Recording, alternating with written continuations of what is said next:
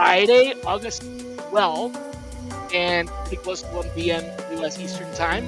So that means it's probably time for Shally's Alley. Welcome to Shally's Alley, Katie. Thank you. It's good to be here. It is so awesome to be here. You are always such a positive, high energy person that it's contagious. You know, it's contagious in a good way. Right? There's a lot of other contagious things, but in a good way. Well, I want to introduce you to everybody. Everybody, this is Katie. Katie and I go way back. I don't even know how far back, but I think we met at a conference or something like that. And I said, "Hey, Katie, you want to present at one of these?" And she's like, "What? Me? No, I can't. No way." And then she did. And then the rest is kind of history. So Katie right now is in charge of sourcing excellence at AMS. For those of you that don't know, AMS is I think it's formerly called Alexander Mhm. Man Solutions. Is now AMS, just AMS, right? Right. And are they the biggest RPO in the world, or certainly really big? Big? Yeah. I probably should know that if we are, but I don't. I'm pretty new to AMS relatively, and new to the RPO world as well. So Yeah, I'm right. still Yeah, learning you grew away. up in pharmacy recruiting and sourcing and real research. I'll explain what I mean by that. But Mhm. yeah, you came up through a different environment. And AMS is pretty much like globally recognized as an RPO. They've been doing internationally RPO for many years. So I don't know if they're the biggest or whatever, but they're definitely up there. Um, Mhm. and they have a lot of different they work in a lot of different areas, not just geographically, but also functional Mhm. areas. So it must be a pretty fun and exciting um, time, right there. It is. It's really different from corporate TA, obviously, and that's what I was hoping for is a role that would have a lot of diversity as far as geographies and businesses and functional areas, and there has been no shortage of that diversity here. It's been a lot of fun. Right. So a long time ago, um, you're one of those rare birds that actually got into recruiting out of college, and that's a fun story. So you actually studied human resources, Mhm. and you went right out of school right into recruiting. A lot of people in our industry say, "Oh, you never graduate from college saying, 'Oh, I want to be a recruiter.'" But actually you did. So I'd love to have people hear the story of like how you got into recruiting. How did you get into recruiting first and then actually made the transition into sourcing? Sure. No, I'm happy to share that. And I'll tell you, I view myself as a practitioner. I've always loved the work and have really sought roles where I could continue as a practitioner, or that at least that was a really fundamental part of what I would be delivering. But yeah, I went to Auburn University, which is here in Alabama, in Auburn, Not too far Alabama, from here. War Eagle, and I was really involved on campus. And I found that I enjoyed the interview process where a lot of people really kind of dreaded those on-campus interviews for different, clubs or organizations. And so I would help people get ready for their interviews and coach them on this is how to put together your resume, here's what to wear, here's the questions to ask, and just get people ready for their interviews. And that morphed into getting people ready for their on-campus job interviews. And I I had a business contact, I guess, through the business school who met with my class, and we were all talking. And his suggestion was, you should look at recruiting. And to me, I thought, that's interesting, but no, I'll never do Yeah, that. thanks, but no thanks. Now, why would he go and make a suggestion like that? Yeah, well, because of the amount of outreach and really kind of natural recruiting I was doing already. But to me, recruiting was recruiting college students, and I knew nothing, and I didn't. I wanted to make sure I was learning and learning from others. So I didn't want to recruit other college kids or college campuses. I wanted to do real work. Um, so I kind of turned my nose at it. Yeah. But then, of course, learned more. And this is telling on myself for age. This is around the year 2000. So all of a sudden there was there's all of the Y2K, what's going to happen. Um, and got into tech recruiting at Tech Systems actually, because as I found out more about recruiting, it really started to sound like a career where it wasn't just recruiting college students, but you could, goodness, anything and everything needs to be recruited as far as skill sets. So um, started there, and 20 plus years later, here I am. But I worked in financial services after Tech Systems and spent about, I think, a little under 15 years there.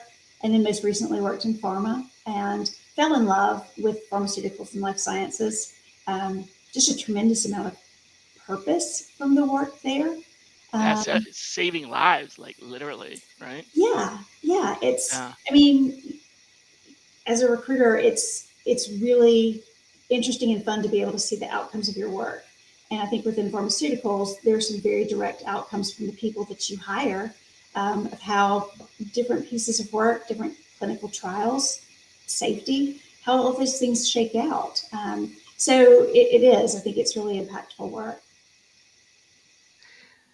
So we talked about this some time ago, actually several times, about how in the roles that you had in the past, I'm sort of going backwards in time here, you were in a real research capacity, and I wanted to explain that. I mentioned it earlier when I introduced you, and I wanted to explain that for folks that might be listening in.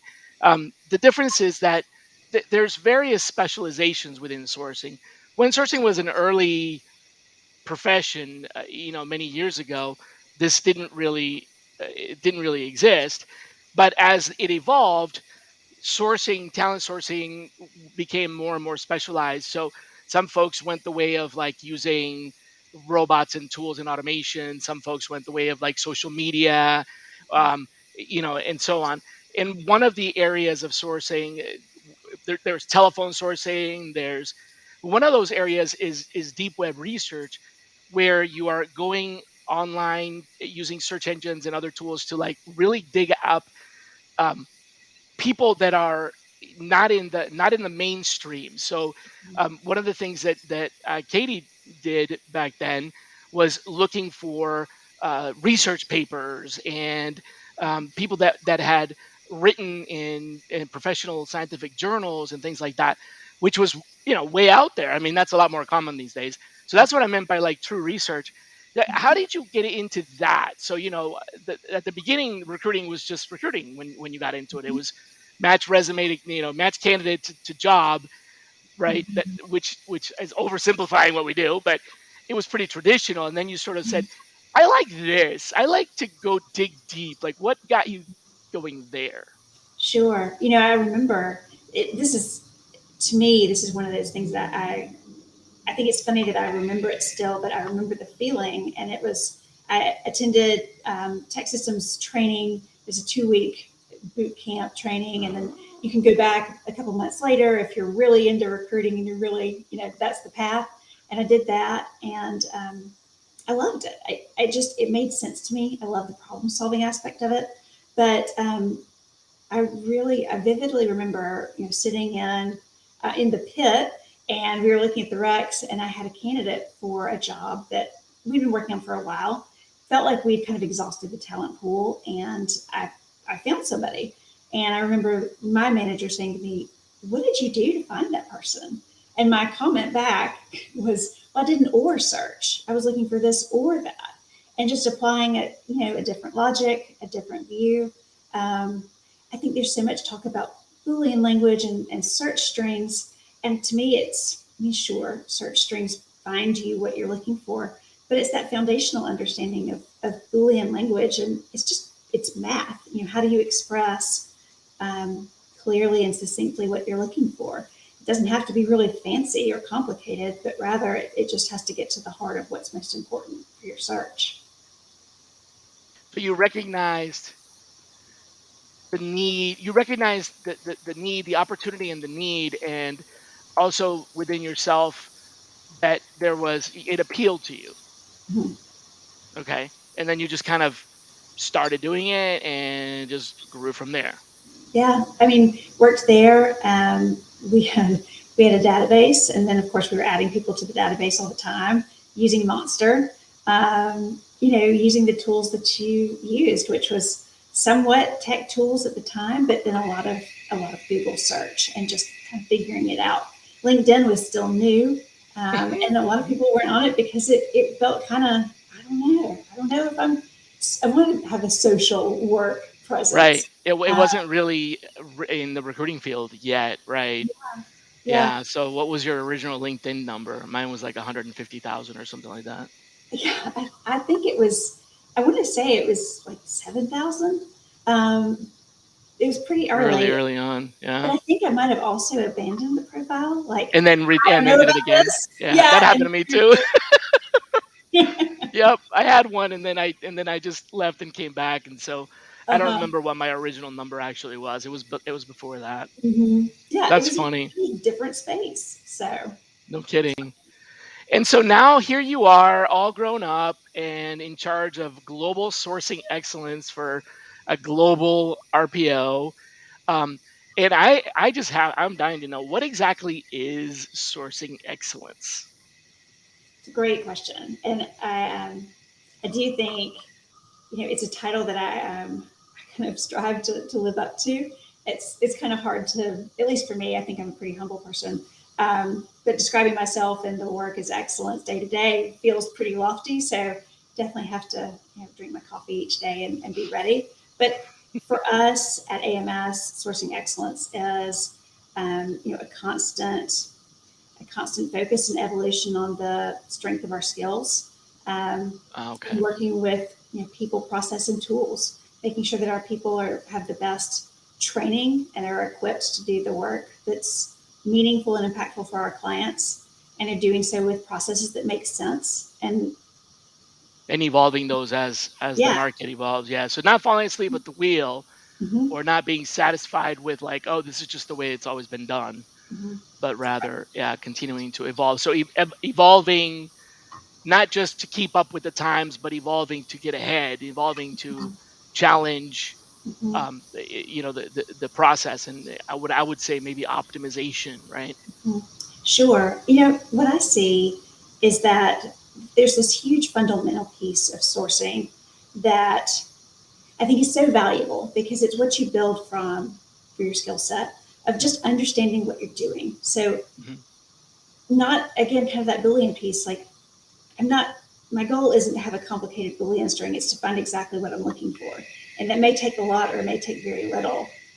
In the same way, looking at the tools that we use and making sure that you understand fundamentally, if I do X, I get Y.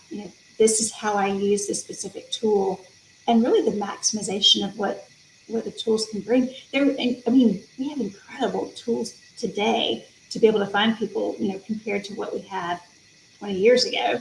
Um, it's a market where there was no market before, and yet I think that there's a huge opportunity for us, to be more diligent and be great users of the tools that come up, because you know, good outcomes and a robust candidate pool is going to come from great usage of the tools that you have.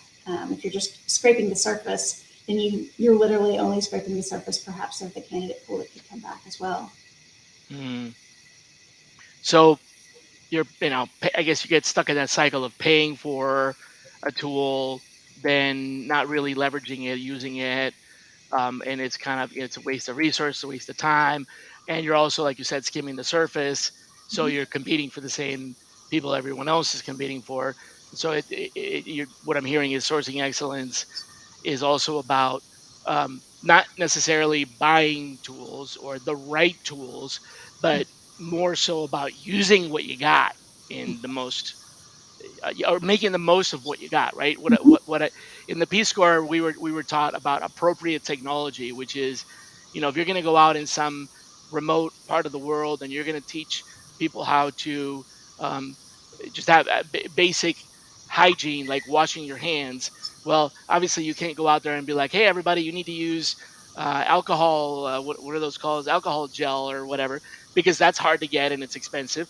So what's appropriate technology there? It's your basic, boiled water, it's soap and water, right? So appropriate technology doesn't mean go out and buy the most expensive, fanciest tool you can afford. It Mhm. means if you have a tool, use it and get the most out of it. And if you can afford a better tool, then great. But Mhm. don't worry about going out there and buying the top of the line tool Mhm. until you know how to use the ones you got. Right. Yeah. No, I think it's easy to get swept up in, oh, this is really cool, or look at the outcomes it could bring. Let's try it. And I mean, I love working with sourcing technology, um, and always am trying to kind of dig in and figure it out and see where it breaks. But you have to have, I think you have to have a willingness to become even just a great basic user for these different things. Yeah. Um, and not just skimming the surface of what it can do, especially if you're looking at having multiple tools. To me, it's just crazy to add a whole lot of layers when you might be able to accomplish what you needed with one tool if you just were a better user for it. Yeah. Without giving something away, I know that there's proprietary stuff and there's a bit, but what would you say is an indispensable category of tools without naming brands or whatever? But what would you say is an indispensable area of tools that sourcers should at least aspire to be able to master? Sure. I mean, to me, and maybe this is old school, but my indispensable tool is Google. There's there's very little you can't find, public and private info. If you're a good user of Google, you pretty much can find everything else that you need. It's then how do the tools enable you to use that smarter? And I think that's where, I mean, of course, LinkedIn Recruiter is so ubiquitous, and we all use it. And why is that? Well, it gives us a platform that's easy to apply, easy to implement, and you've got a direct way to reach your candidates without having to link something to your email, or it sends and connects through your Outlook. I mean, I think there's great advantages to having things that can connect and work natively with your systems, but there's also some beauty to something that can be plug and play, and a really low barrier to entry, and perhaps a low barrier to success if you are diligent and use it the right way. Okay, so not just search engines, but Google. Hmm. I know. Okay, and that's probably a controversial thing to say, but I view myself as being pretty simple, and I'm able to get a lot with Google. I occasionally will use Bing, more often when it's served up to me versus maybe when I choose. Um, and then I know about the different ones, DuckDuckGo and whatnot. Hmm. But I typically use Google because I feel like I'm getting to the answers that I need. So, And quickly, right? and it works the way I expect it to. It recognizes the Boolean language, I guess, that I speak. So I'm used to Yeah. it. It works. Cool. Well, that's a great answer. I'm glad you didn't say the internet because that's what I would have said. What's the most indispensable tool? The internet. Like when the internet goes out on my house, I'm like, oh shoot, I can't do anything today. Um, No, our boys went back to school this week, so there's a lot more bandwidth to get things done. right. That's Yeah. good. That's a good way to look at it. So thanks for that answer. And I want to kind of keep going in that direction and ask you about the configurations. You've had experience with teams that do pure research, teams that do kind of a hybrid, and now you've got some experience with a very large organization that has lots of different configurations. Mhm. In your opinion, just your opinion, not officially any other opinion, but just yours, what would you say are the best top two, top three configurations for a sourcing team? Like how to organize them or align them. What would you say are the top two or three? Sure. So I think the alignment that's crucial is one that's going to yield credibility to the sourcer for the type of work and the type of results that they're being asked to bring. And that credibility comes from connectivity to the hiring manager and the recruiter. And I view and do a lot of talking here about the hiring team and understanding the hiring team, not just, okay, here's the requisition I've got and here's how we're going to fill it, or here's how many candidates I think I'm going to need to interview, but rather what questions is the candidate going to have about why this is open or the project? What are they going to connect to that makes this different? And why would they want to do this work here? But then I always kind of laugh and tell the sourcers that I work with, and I remind myself as a practitioner, what we all have a manager. What does my manager need to know that I'm being successful? What does my hiring manager need to know that they're successful and making that they're making steps towards filling a role in their team that if perhaps if they don't fill it, they might not get the budget for it later in the year. Um, I think you have to think about that you're not the only one that's You're not the only one with stakes on the table. yeah, or presenting information back, but you have to understand the questions that others are being asked, um, so that you're setting everybody up on the team for success, not just yourself finding the candidates, but really for the full hiring team. So is that a configuration where there's to get that sort of uh, credibility, Mhm. which has to do with connecting sourcers and hiring managers and recruiters? Mhm. Is that achieved through aligning sourcers more with the industry vertical or the functional area or the geography or Mhm. just the hiring manager group or Sure. like some combination of the above? Yeah, no, definitely have a preference. So first, as far as being part of a team of sourcers or working directly with a recruiter, I think it depends on just it depends on the volume that you need to bring back and the relationship between you and that recruiter. But then as far as alignment, I typically think being able to speak intelligently and have the opportunity to become a subject matter expert in any kind of industry vertical or function is going to aid that sourcer in again establishing credibility not only with the hiring team but with the candidates. And you know what I think is really cool about the sourcing, really just I think discipline is um, it's a lot more about your ability to learn and communicate back what you've learned. Um, and you can kind of be a chameleon. I've worked in finance and I've worked in pharmaceuticals, and certainly the subject matter is different, but the routes that you take to find the people, it's ultimately just kind of making sure that you understand and can communicate back, back to the hiring manager that you understand what they need, and to the candidate, maybe not that you have any kind of mastery of the skill set or the subject matter, but that you have a willingness to step into their space and the questions you don't know that you're going to find the answers Hmm. for.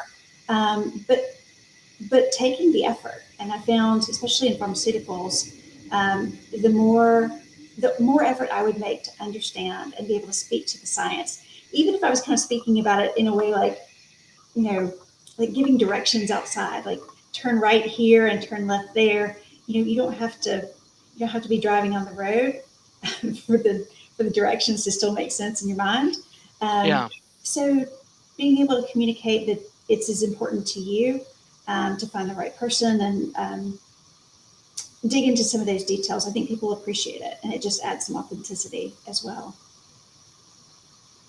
So based on the volume you said, um, and it's kind of to rephrase, I think what I understand you're saying is sources should align vertically by industry, but you said based on the volume. So am I correct in the assumption that a vertical alignment by industry is appropriate when the volume is low? As in, it's like we have a need for fewer candidates, but they have to be spot on. The rare skill set, hard to find people. Is that the correct alignment? And so, if so, then what would be the alignment for high volume? Sure. I mean, I think with high volume, well, I mean, comparing the two, um, yeah, the volumes matter because you have to understand what's that funnel look like. How many people do I need to present to get to a hire? You know, and not only how many do I need to present, but how many do I need to contact? And even above And then that, how many I need to find? Yeah, yeah, right. how many do I find? How many do I look at?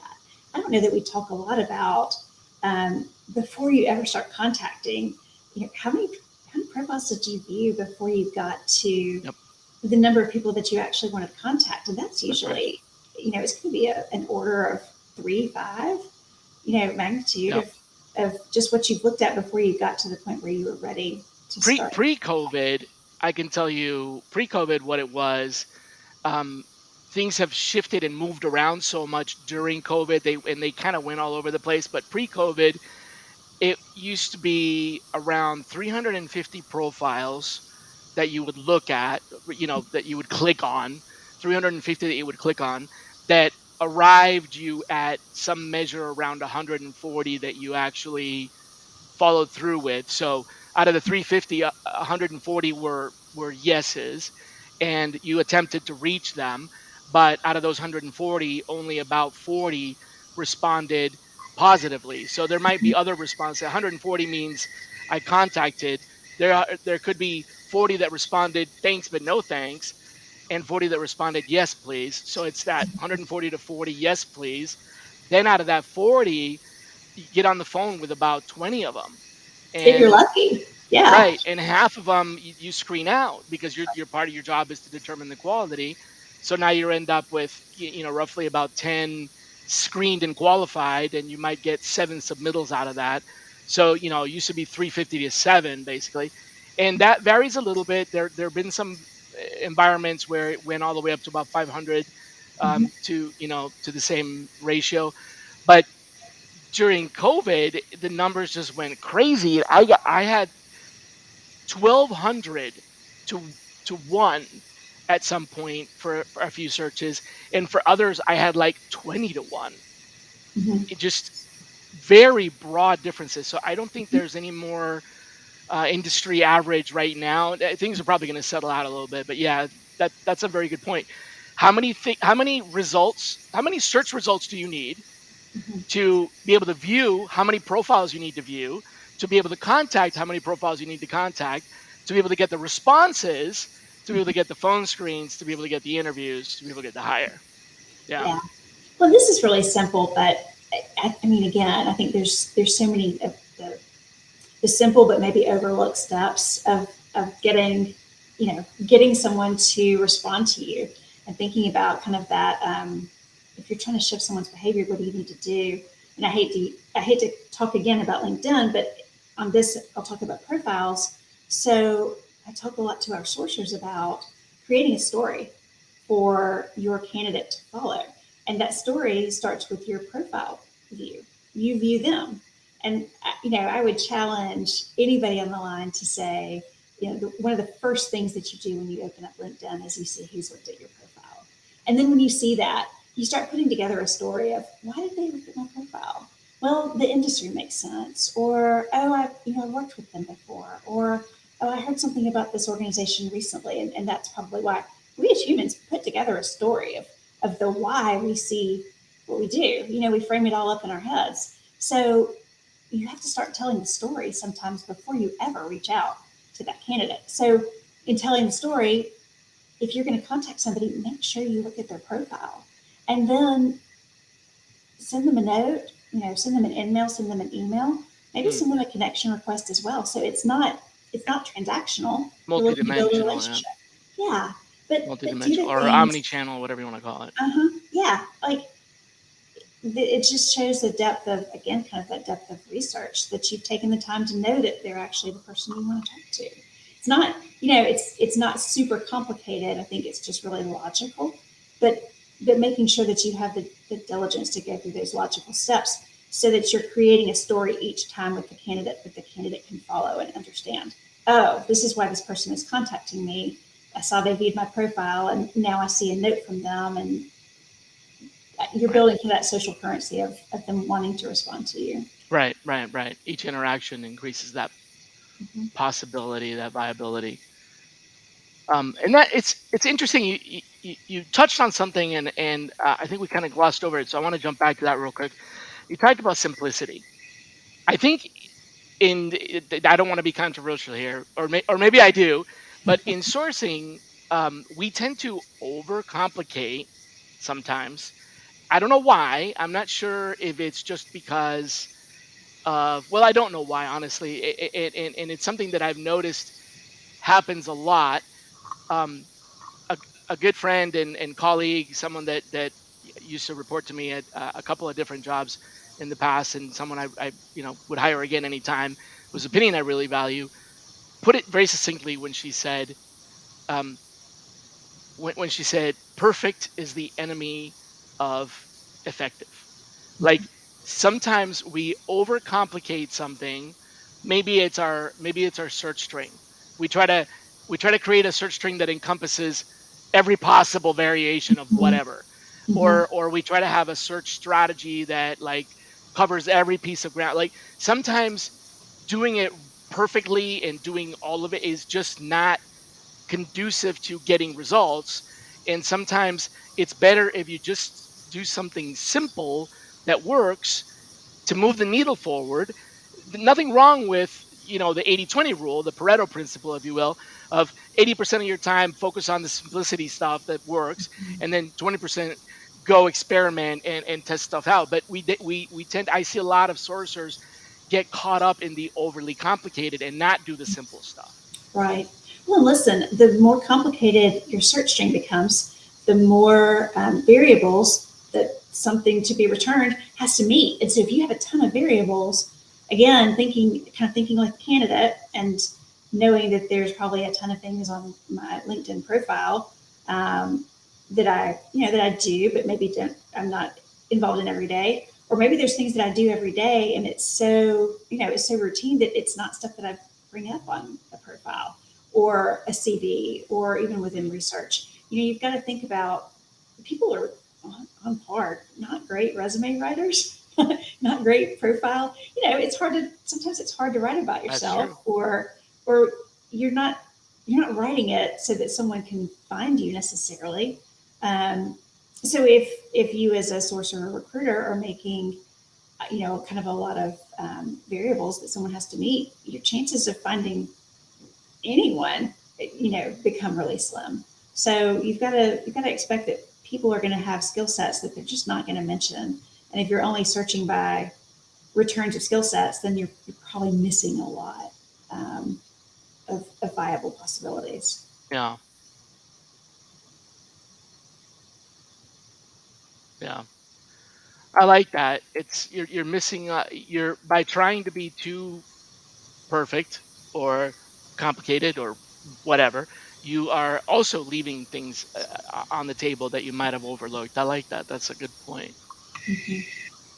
I think so. I mean, plus we're not, generally we're sourcing and recruiting for fields that we haven't worked in before. Right. Maybe We I don't do know the it job. well, Yeah. right? But if I'm searching for every type of, every type of skill that someone might need, um, but really, day to day they use like five of the 17 of them. Again, you're not getting that full view of the possibilities because someone's going to have to be a really great resume writer to come back in your search.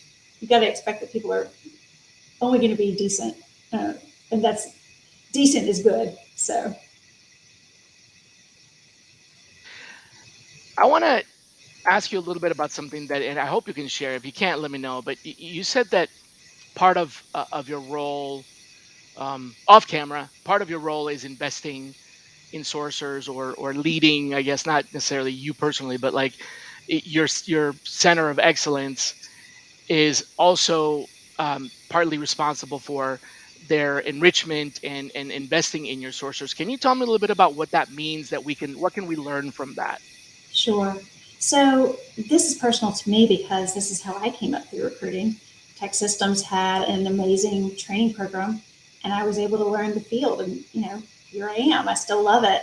It created that for me, and I think what we have the opportunity to do at AMS with the group now of within our center of excellence, 1,500 plus sourcers, is create value for them and in them and in their careers. We have programs that can take someone with a tremendous amount of experience and help them to become even better and stronger, or people who maybe are entering with very limited experience, but great skill set, great motivation, kind of that great, um, you know, that want to. and can learn. And we invest in the training resources, both from an external market as well as things that we develop internally. And that's not just perhaps looking at the sourcing skill set only, but also looking at industry verticals. Okay, Um, right, so, gotcha. So it's not just enriching their or investing in their sourcing skills, sourcing ability, but also in their knowledge of the industry, like knowledge of software development or knowledge of electrical engineering or whatever. That makes sense. mhm, mhm. Yeah, and so recently we started. Um, we were having weekly, and now we're moving to every other week because I've been laughing that I felt like, well, kind of like you, Shally. I felt like I was a radio show host and I was booking content. Except my show was 4 times a week, covering 4 different regions. I felt really proud of myself when I could get the same content across all four. That was a big relief. Big moment. Um, but we created what we called the drop-in clinics, and my Uh, goal was to have time that was informal and fun and informative, and not informative of, oh, I might want to know this, but informative of, okay, I can take exactly what we talked about today and apply it. And really having information and just things to share that people can walk away with and be stronger, immediately, as well as shining a spotlight on the great work that people are doing around the globe, um, and making sure that we take advantage of the great ideas and the great execution of different groups and apply those strategies, um, to other areas and within other industries, any number of ways. But I think it's important. It's important to have fun. I think it's important to create teams where people can have fun and work closely with one another. Sourcing isn't necessarily, a role where you think about it being a team sport. It's pretty individual.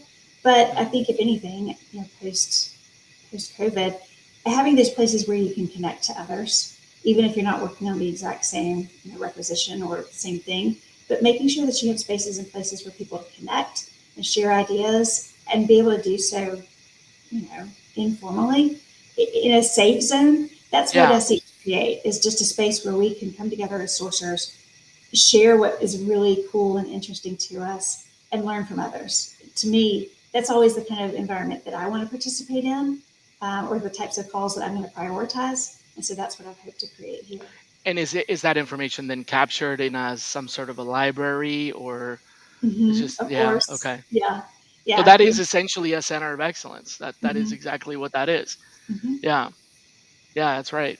Yeah, it doesn't have to be a formal learning management system with courses or whatever. It's just an oracle of knowledge that continues to evolve and like a shared library of search strings and things like that. Yeah, I like that. I like that a lot. mhm. We had a Yeah. hackathon not too long ago, which was Oh, great fun. sourceathon.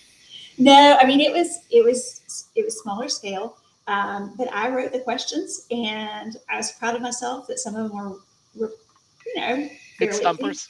and some of them were really hard, and no one answered it. So I thought I'd kind of I'd made it fair, but no, it was great fun, and it was a surprise. So um, we had a lot of fun. It was a lot of fun to see how people responded, and it's really cool to see who kind of surfaces from activities like that, because sometimes sourcers are not, they're not out and in your face and super Right. extroverted. We can be a bit of a shy crowd. Not Yeah, always and not all of us, but we can be. But you know yeah, what? We definitely like our puzzles. That's for exactly. sure.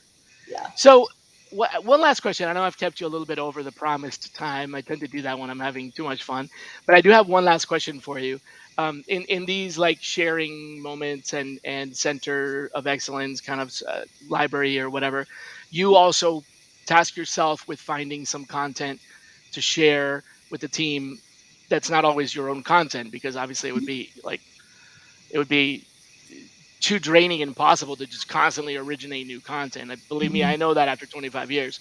Where Uh-huh. do you find content to share with your team that you can share with like give Mhm. us a couple of sources of content that you share with your team Well, so I mean, this is going to be um, you that know are not top my secret. list of luminaries. Yeah, I mean, I'm always going back to the articles written by Irina, articles written by Glenn, things that you've published previously. Um, it's because it's sound, and it's less about the kind of tool that you use and more about how you use it, and the thought process. I think it's that sourcing thought process that is the value of the skill set. Yeah. If you understand how to look for people and then how to get them to respond, it doesn't matter again kind of what you're searching for, because you're focused more on the logic of getting the return. I mean, it's math. Um, you focus on how it's done, and I think you yield great results. But I mean, there's so many people who contribute to this space. And there's many ways to get it done. Yeah. Yeah, but I find myself reading, studying. I mean, man, Irina's stuff I typically will print out, kind of highlight through. Okay, here's how I would do this. Um, but I think that there's incredible minds that work in our field and contribute so much to kind of that overall library of how we do this work. That a lot of times I'm reading and applying and practicing, and then bringing that to bear from a content perspective back to the teams. So to recap what you just said, it's not a place you go to, or there's no necessarily, or there might be, but what you just shared with us is not a www.gohere.com, but rather finding some people that whose principles you align with, and you follow them and read what they have. It's like your favorite authors, or Mm-hmm. that makes sense. So you just kind of Exactly. look for whatever they do wherever they happen to be, which may or may not be LinkedIn or Facebook or whatever. Yeah, that's a smart way to do it. Yeah, I appreciate that. So for those of you out there, make a wish list of names of people who you want to be, you want to read their stuff, and then just maybe create some search alerts about with those names, and hey, what does Shally have to say? What's new with Shally? What's new with Glenn? What's new with etc. Okay, cool. Wow. Well, thank you so much for coming. I know you're super busy. Your job is quite a behemoth of a job. I don't envy you that, but I do envy you such a good position and opportunity that you can, really get to stretch your wings. So I'm very happy for you. Thank you so much for coming on our show. Do you have anything that you want to part with? That any last words, if you will, for the group? Goodness. I don't know that I do. I don't find myself to be like this really dynamic, like flashy sorcerer. Come on, So we were waiting for some sort of like yeah, reveal here. yeah. Yeah, So apologies, to those who thought I was going to drop like this really inspire deep. us. Yeah, sorry that wasn't available today, but here I am. No, I think it's you take a sound, look to what you do, and don't overlook that a simple answer might be your best answer. Yeah, Um, I like that. That's a so, really good takeaway. Yeah, Occam's razor, essentially. mhm. Yeah. Well, thank you so much, Katie. Hope we can have you back in the show sometime soon. You're welcome. It's great to be Appreciate with it. you. Yeah, Yeah, always a visit. So always fun. Thanks, everybody. By the way, if anyone is looking, I am hiring a sorcerer. Shh, don't tell anybody on your team, Katie. So I'm gonna push a link out here in just a minute on the screen here. If you're interested in looking at an opportunity working directly with me, just go here and come on. I'm supposed to be able to do this quickly. it never works that way. Anytime you're demoing, you have to expect Right. it's going to find a way not to work. There we go. Now it's sharing. I know what happened. It was the ticker symbol. There we go. So there you go. Cool. srcn.co, LTK Sorcerer, and connect with Katie at LinkedIn/in/Katie M. Gentry. And with that, thanks everybody. See you next Thank you. Friday. Bye. Thanks, Shally. Bye bye.